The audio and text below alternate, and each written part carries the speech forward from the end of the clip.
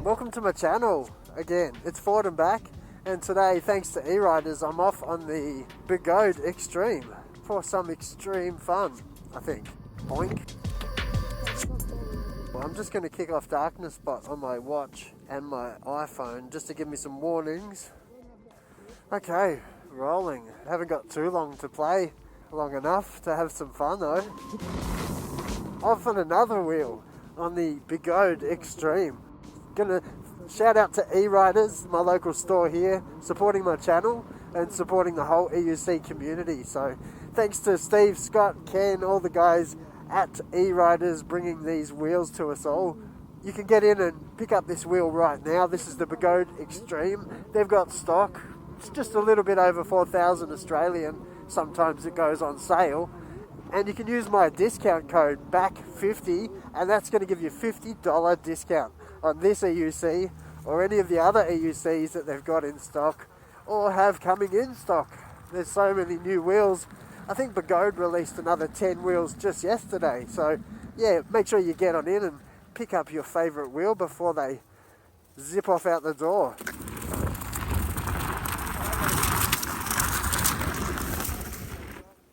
Yeah, a little late to the party with the Extreme. It's just been busy. The guys here have had it going all around the country, had it off to a racing league, kicking off some races and supporting that. So it's yeah, had a little bit of love and been a little bit trashed. The pads are a little bit iffy, but yeah, that's not due to the wheel. It's just the guys loving it and yeah, being quite extreme with the wheel. So shout out to them, all the guys over Perth and WA, where E-RIDERZ just took this wheel on tour, and really good reports from everybody over there. Everybody loved the Extreme. I'll pop a link to some of those races just in my description, so feel free to check out E-RIDERZ coverage of that event.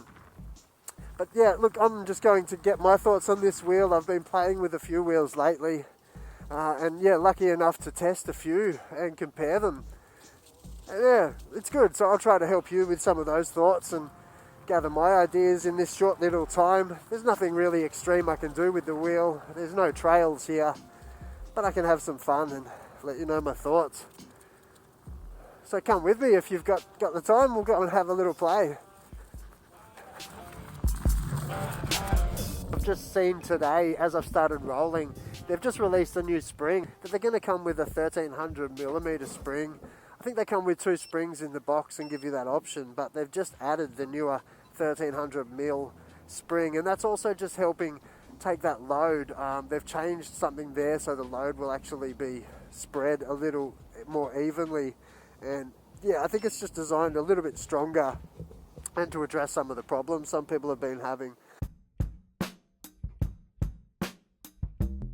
Getting straight on it, it's pretty easy to ride. Those pads allow me to press in a little bit, and yeah, really starting to see what it can do now that it's in people's hands.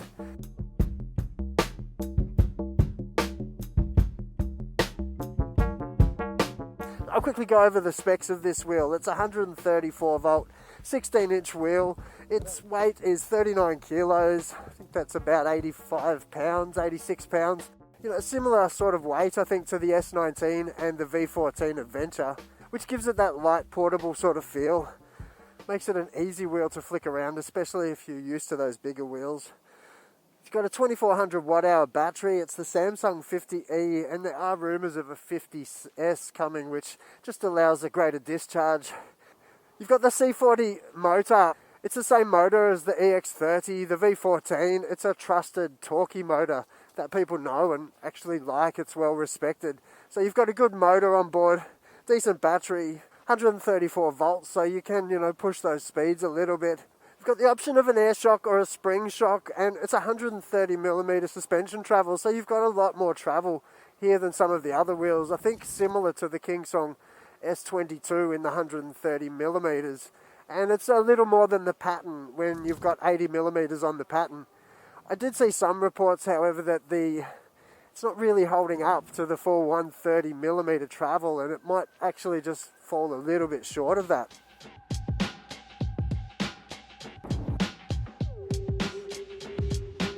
Good headlight on the front, you've got the 4 lights there, good display, good front handle. Back handle, don't lift it with the brake light. I've seen some people lift that and it might catch your finger, so that's a bit of a no. So try to pick it up by the front handle. You've got the rear light, which, you know, is also a speaker, and I think that's about to be frosted over in the newer models. It's a clear cover on this one. Good large spike pedals. Water resistant, I'm not too sure, but it's the first BEGODE wheel with a smart BMS, which will monitor individual cell health. So that's a really good feature, starting to move into those, you know, safer steps, which is great to see from BEGODE. Yeah, anyway, it's and also they've included an overcharge limit, so it's reducing the risk of overcharging when you're going downhill, which, you know, more wheels are including now.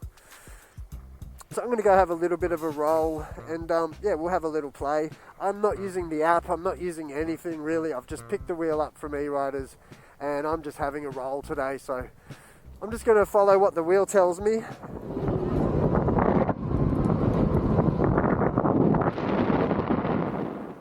Feels nice to flick around. It's got that tyre profile. I'm not too sure, it's a little bit square. I think with all wheels it just takes a little bit of time to familiarise yourself with. It feels floaty, you know. I'm used to that bigger V14. I'm used to the big V13 and the weight of that, which feels really planted. So this is a little more flighty, which is fun, and that's what this wheel's designed to do. It's not as stable when you're just cruising along a flat path like this. But who wants to be, you know, cruising when you've got this zippy little wheel that you can sort of pop and jump and have a bit of fun with? I don't have my feet locked into these pads. They're screwed in, these pads, and you can adjust the height up and down. The team at E-RIDERZ was just mentioning how they've actually split the pad because it's joined as a one-piece unit. If you adjust the bottom piece, you're adjusting the top piece. So to try to give you enough to lean into, you know, they've split the pad to try to give you that toe leverage, but also the support you need in the top shin to be able to lean into it. It's nice, good braking power there. You can sort of pick it up and jump it a little bit. Heaps actually. I've got to watch the speeds. I don't want to overlean or over torque this. I am running darkness spot, but I haven't set anything up there, and I'm just going to try to keep an eye on everything and watch my battery sag. So 75% battery. Enough to go and have a play anyway. So it's cruising along at 50 kilometers per hour, no problem. Feels comfortable. I did see some people say that they don't feel very stable. It feels really joined to you. I guess with my big V13, I feel like I'm just on that and hanging on. A bit more like that's a vehicle and I'm just hanging on for the ride. But these smaller wheels feel a lot more attached to you. What a good workout already. You might be able to angle adjust them just using the Allen keys, sort of thrown together. Little more lap. Seems good. You saw I just positioned well. So it's making me want to have a lot of fun. I've already fallen over a couple of times because I'm just trying to take it into stuff a little more. I don't know. I'm not as set up as I usually am. I don't have that grip that I usually have with my pads. I'm not locked in. And yeah, it's just a little bit more flicky, so I'll take a seat. Oh, that's pretty comfortable. So just stock, I can just take a seat nice and easily. It feels really good, stable, comfortable height too for me here. Phew. So I've taken a couple of slips and spills just back there, but it's only because I'm not used to the wheel and I'm already wanting to push myself and it heaps more than I should. It definitely makes me want to hit things a little harder. Yeah, that's why I came off a couple of times back there, was because I just want to go, yeah, righto, fun and games. And then, you know, yeah, you don't have that big table, that big tyre giving you that stability that I'm used to. So it just gets a little more whippy and flickety and fun.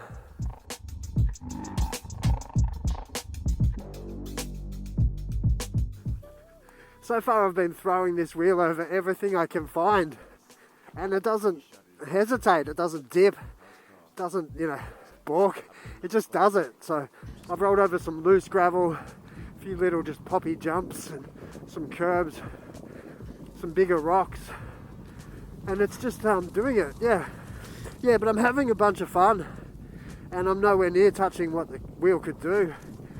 The suspension seems okay. It's definitely not as plush as your Sherman S or the Patton, really, you know, with that same suspension system on that.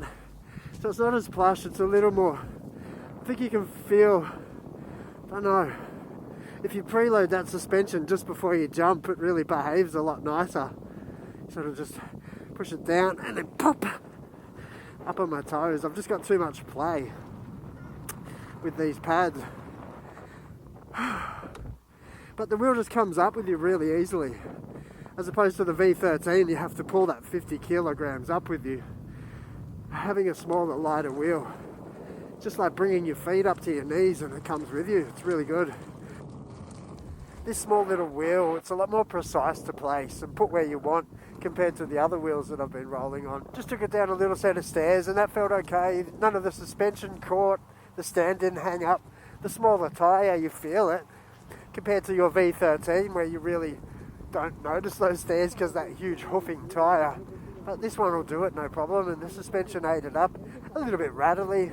Not really sure where the rattles are coming from, but it's good that you can just tear into some ground that you don't know about or what's coming up. And even those judders and jitters, it still takes care of it. Nice setup, isn't it? Just having this small tyre, but also being able to have that suspension to rely on that as well. I wish I could find a little bit more extreme terrain, but there, you know, it is what it is around here. So I'll just tear over this ground. So what have we done today? Not too much. I had a bit of a seat, that was okay. Actually really comfortable for a seated ride.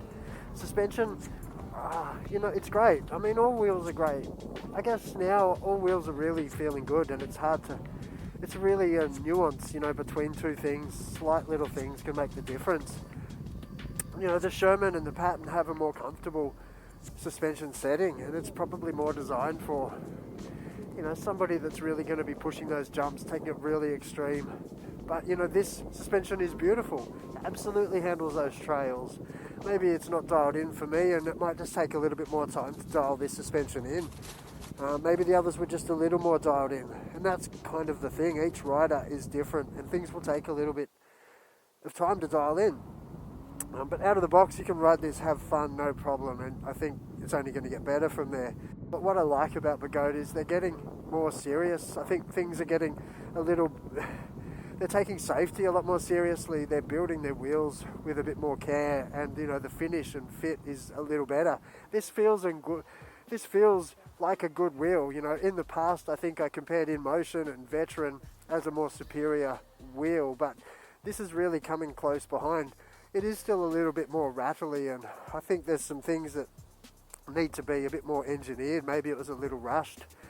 And then, you know, a lot more people DIY and are sort of fixing things for themselves with this market. But then the price point is a lot more easily to pallet for some people. So, you know, this is what you get for your prices, your brands, your looks. You know, it's another orange wheel, isn't it? But in your app now, you do have things like you can control the pedal dip. You've got a smart BMS, an overcharge warning. They've given you a few different roads, your race mode, normal modes. I'm not going to have time to get into that today, and there are other videos to go and look at that.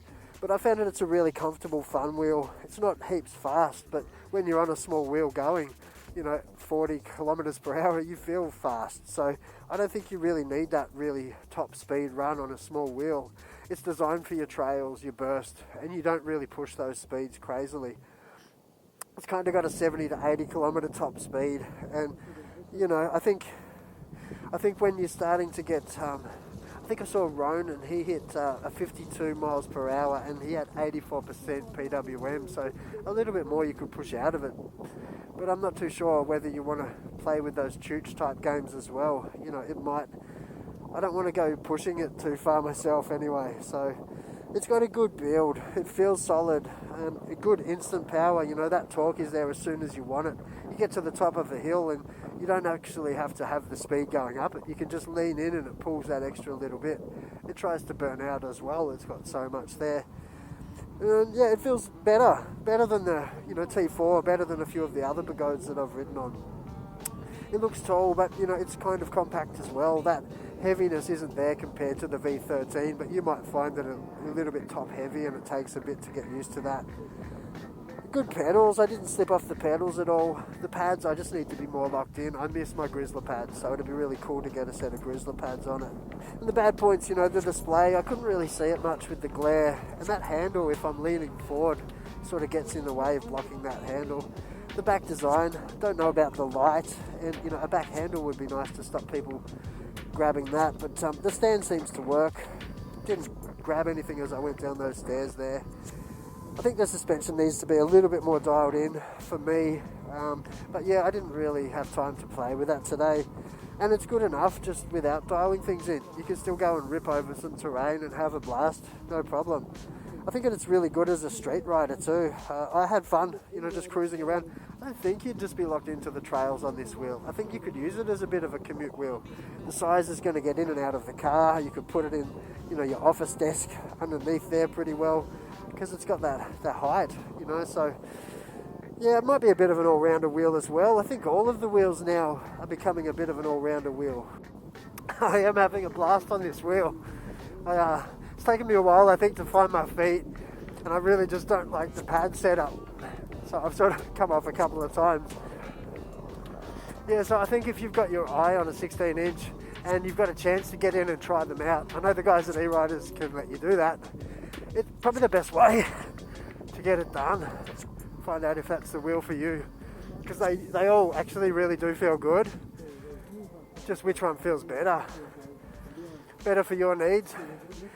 This one you can have heaps of fun. You can go and hop up some rocks, hop down the curbs, get up to decent speeds, decent range. You've got a few customizable options, you know, being able to set up your suspension in different ways. Yeah, I had no troubles with it. I mean, I have fun with it. A couple of spills with it too, but that's just, you know, not as extreme as it could have gotten. Anyway, thanks E-RIDERZ for letting me play with this.